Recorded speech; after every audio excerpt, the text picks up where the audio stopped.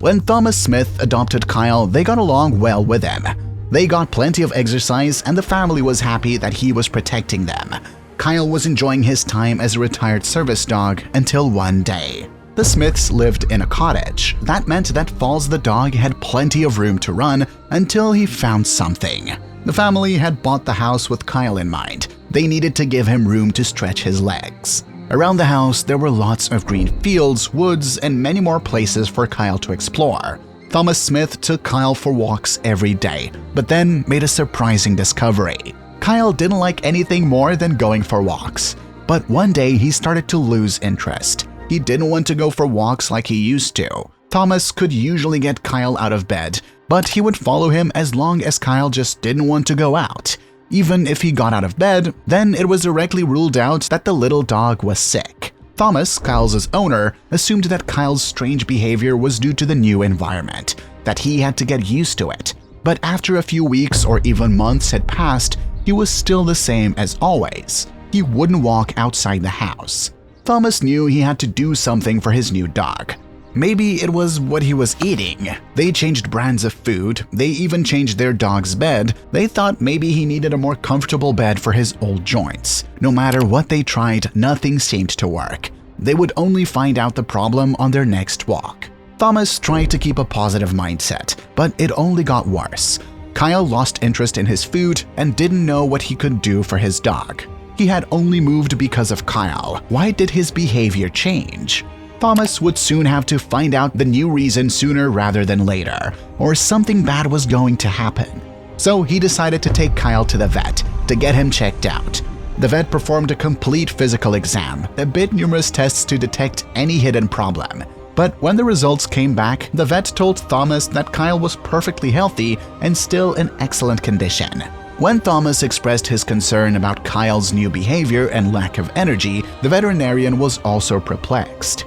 The thing was, Thomas had no idea that he was about to solve the case himself on the next walk in the woods. At first, the walk that day was normal. Even though Kyle still wasn't acting like himself, Smith had taken Kyle on this route before. But when they began to stray from their usual path to explore, that's when Smith noticed something strange about the little dog. The change was drastic and sudden. Thomas had no idea that an unpleasant moment and surprise lay around the corner. Perhaps the longest Kyle had been out of town, he usually seemed to enjoy the long walks in his new home until recently. But something changed. Kyle's hair stood on end as he picked up speed, snatching the leash from Thomas's hands as he ran into the woods and out of sight. For a while now, Kyle had started acting a little out of place. He was sullen and uninterested in food. He slowed down, but on his walk, he suddenly perked up his ears and Smith saw Kyle for the first time as a police dog he used to be.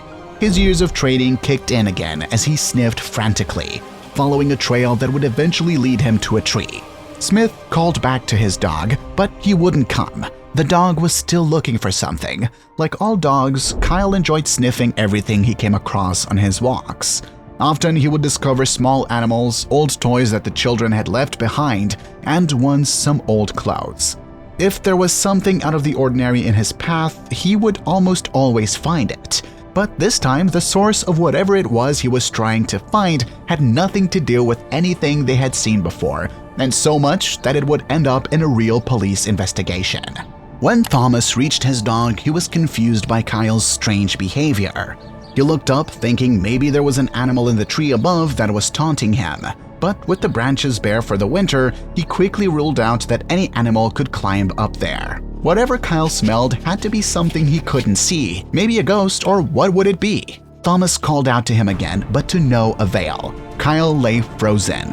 Thomas tried to get him to move by bringing him to his side with his favorite treats. He yelled commands at him, and when that didn't work, he gently tugged on his collar.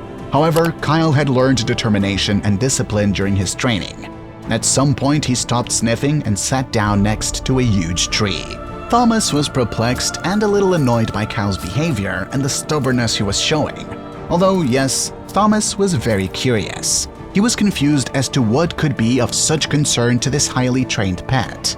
Thomas wasn't sure what to do, so he called John, Kyle's former partner. We saw that they had worked together for so many years. Maybe it's likely that Kyle has seen, or well, Kyle's owner has seen him act like this before. Hopefully, he would know a command or a way to get Kyle to obey. When John saw the incoming call from Kyle's new owner, his heart would skip a beat.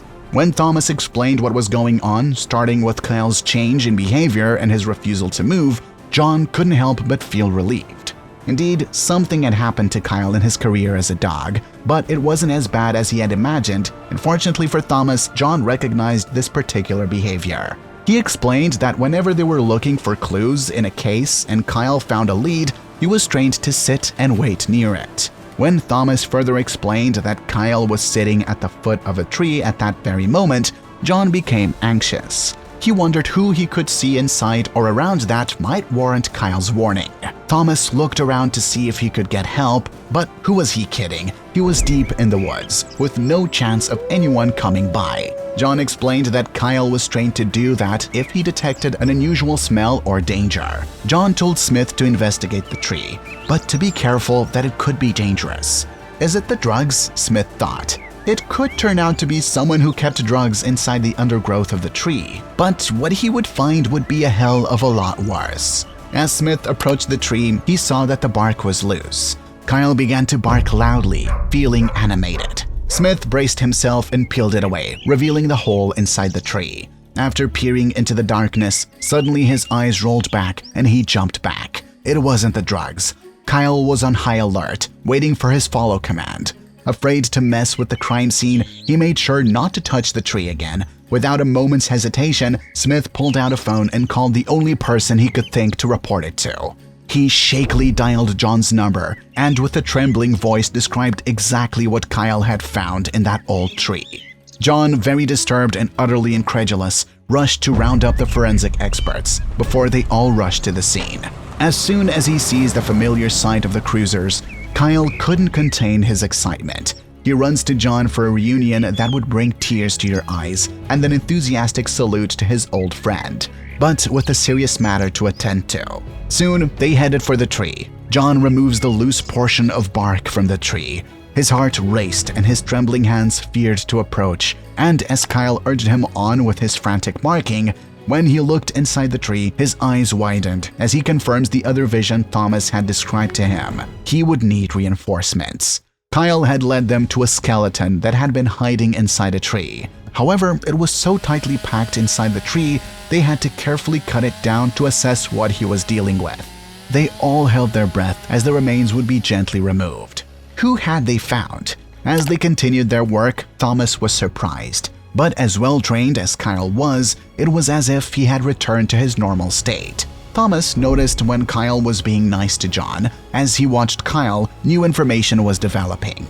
Officer John felt completely lost when he saw the remains that had been hidden in the hollow tree. Ready to inform his chief of police so he could send more reinforcements, he began to dial. But just before he could get through to the station, someone stopped him. The skeleton was a life-size human skeleton, but it was also fake. Someone must have planted it as a Halloween scare or prank inside the tree bark and forgotten about it. They all laughed out loud in relief. But what they couldn't understand is why Kyle would alert them to a situation like this. If Kyle is guided with the smell of these bones and human remains, he had been trained to learn the difference between threatening and non-threatening smells. So it's odd that this would happen. Besides, a human skeleton of lies doesn't smell of anything. Thomas was the first to put two and two together. He realized that Kyle just wanted to see John. His recent behaviors showed him signs of loneliness. He missed his best friend and ex-partner. He knew John would come running because of his police behavior, and maybe that's why he did this. That is, the dog knew that every time a case happened or he discovered a new clue to a crime, the owner would always come to greet him, hug him, and give him all his love. Who was behind all this? John looked at his little dog, who was still jumping with excitement at the sight of him, then realized that maybe it had never been about the skeleton, and John remembered that in all the dreams they had worked together, there was only one quick and foolproof way to get his attention. Kyle should have known that there was no quicker way to get John to run to him. All he had to do was make himself felt, sit and bark. When he found something just like they had trained him to do, John couldn't help but laugh out loud when it all started to make sense. He leaned over and scratched Kyle's head and rolled his brown eyes deeply. Kyle's signal was a secret message to John, the partner he had missed so much. He had missed him so much that he had to figure out how to see him again. Even though Kyle hadn't seen John since he moved into his new home, he remembers the days when they worked together and he remains loyal. Now John, looking into Kyle's eyes, he was incredibly moved by his determination of loyalty and unwavering love. He decided to stay a little longer so he could spend some quality time with his former partner. As they walked alone through the woods, John could see how happy Kyle was, and before leaving, John made a promise. He would visit Kyle as much as if he could. Now John looked at him for a moment and laughed heartedly, but Kyle, wagging his tail with a silly grin, still jumping with happiness, Kyle's lack of energy and enthusiasm had completely disappeared when he saw John. He was acting like a completely different dog. John felt a sudden pang of guilt and anguish, but he knew he had made the decision. With Thomas at his side petting Kyle and laughing along with him with the fuss he caused, he thought, what a clever puppy. This story illustrates how little credit we give dogs. But sometimes one dog is enough of a show of intelligence to save an entire family. A dog always loves, and their love is unconditional, transparent, and unbreakable, not by money or anything else external. Remember, they feel the feelings and emotions too, just like the energies and vibrations that a human being can have. Makes you think that this dog loved John so much that he went out of his way to do the worst way to get his owner to come back and stop eating and feel simply deactivated so that his precious owner would come back and greet him. What makes you think if this dog didn't do this, what will your dog do for you? How much love doesn't your dog keep every time he greets you every morning, greets you and licks your hand? I am your little brother to remind you to value your pet and love them all. Goodbye.